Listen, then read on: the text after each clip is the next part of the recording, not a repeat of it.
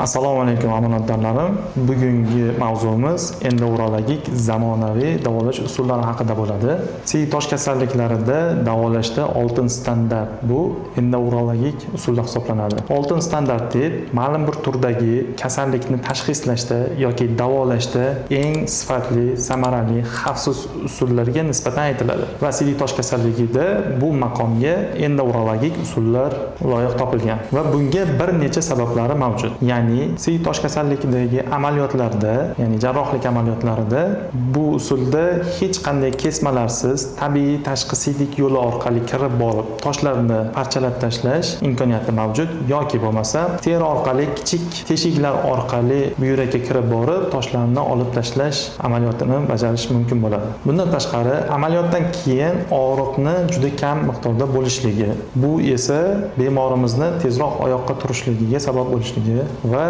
bemorni statsionar holatda yotish muddatini kamayishiga olib keladi. Qolaversa estetik jihatdan ham eng maqbul yechim hisoblanadi. Bundan tashqari har bir bemorga individual davo choralari, davo usullari mavjudligi. Misol uchun toshni hajmi, joylashgan joyi, soni, zichligi va qo'shimcha kasalliklariga qarab davo usullari taklif qilinadi. Masalan, agar tosh tashqi sidik kanalida yoki sidik qopida bo'ladigan bo'lsa, sistoskopik usul eng yaxshi usul hisoblanadi. Bu sistoskopik usul bemorni yoshi holatiga bog'liq holatda sistoskoplardan foydalaniladi. Misol uchun oladigan bo'lsak, sistoskopimiz yoshi katta bemorlarimizda 17 Frenchdan 22 Frenchgacha sistoskoplardan foydalanamiz odatda. Agar bolalarda bo'ladigan bo'lsa, chaqaloqlarda bo'ladigan bo'lsa, yoshiga mos ravishda, ya'ni tashqi sidik kanaliga sig'adigan sistoskoplarimizdan foydalanamiz. Va bu sistoskoplar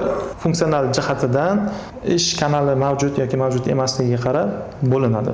Agar toshimiz sidik nayida, ya'ni buyrak bilan sidik qopini o'rtasida joylashgan sidik nayida, ureterda joylashgan bo'lsa, bunda ureteroskopiya amaliyotimiz bajaramiz. Bu ureteroskopiya amaliyotimizda ham bemorimizni yoshiga, holatiga mos ravishda instrumentlardan tanlaymiz. Misol uchun, chaqaloqlarda ultraslim ureterinoskopimizdan foydalanadigan bo'lsak, ya'ni buning uchki qismi 4,5 French hisoblanadi. Biroz yoshi kattaroq bolalarimizda slim ureterinoskopimizdan foydalanishimiz mumkin. Buning uchki qismi 6 Frenchga to'g'ri keladi. Agar yoshi katta bemorlarimizda bo'ladigan bo'lsa, standart ureterinoskopimizdan foydalanishimiz mumkin bo'ladi. Buning uchki qismi 7 Frenchdan boshlanadi.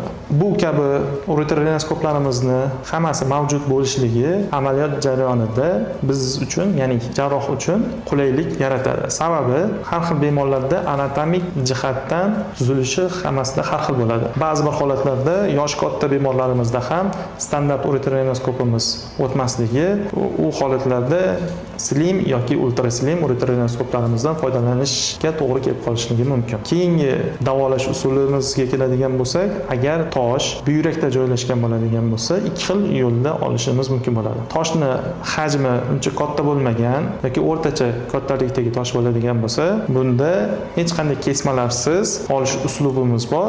Bu egiluvchan nefroskopimiz orqali toshlarni olish imkoniyatiga egamiz. Bu nefroskopimiz buyrak jomiga kirib boradi va buyrakdagi barcha kosachalarga qayrilishi orqali kirib, ko'rib, ko'zdan kechirib hamda Golmi lazeri yordamida maydalash imkoniyatiga ega bo'ladi. Golmi lazeri har qanday toshlarimizni maydalash uchun ishlatsa bo'ladi. Ya'ni bunda lazerimizda har qanday zichlik, qattiqligiga qaramasdan maydalash imkoniyati, ya'ni qum qilib yuborish imkoniyatiga ega. Agar bemor yosh bo'ladigan bo'lsa, ya'ni sidik nayidan bu egiluvchan nefroskopimiz o'tmaydigan bo'ladigan bo'lsa, bunday bemorlarga, ya'ni yosh bemorlarga perkutan nefrolitotomiya amaliyoti bajariladi. Bu amaliyotda bolalar nefroskopi ishlatiladi.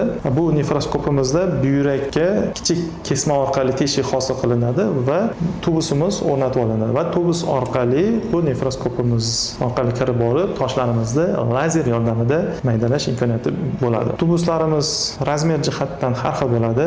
15, 18, 21 sharirgacha bo'ladi. Agar yoshi katta bemorlarimizda toshning razmeri juda katta bo'lsa, koralsimon toshlar bo'ladigan bo'lsa, bunday holatlarda biz standart perkutan nefrolitotomiya amaliyotini taklif qilamiz. Standart nefroskoplarimiz tashqi tubusi 24 sharirda bo'ladi va ampulyats sistemasida ishlanayotgan bo'lsa 26, 28, 30 ampulyats sistemasida toshlarimizni ultratovush, pnevmatik yoki lazerli litotriptorlar orqali maydalab olib tashlash imkoniyatiga ega bo'lamiz. Hozirgi kunda zamonaviy tibbiyotda endourologiya rivojlangandan so'ng ochiq usuldagi jarrohlik amaliyotlari deyarli bajarilmaydi. Sababi endourologik usullar oltin standartga kiritilgan va bu bemor uchun xavfsiz, sifatli, to'laqonli siytosh kasalligidan xalos bo'lishligi uchun eng qulay usul hisoblanadi. Hozirgi zamonaviy tibbiyotda bu aytib o'tilgan usullarni barchasi mavjud bo'lishligi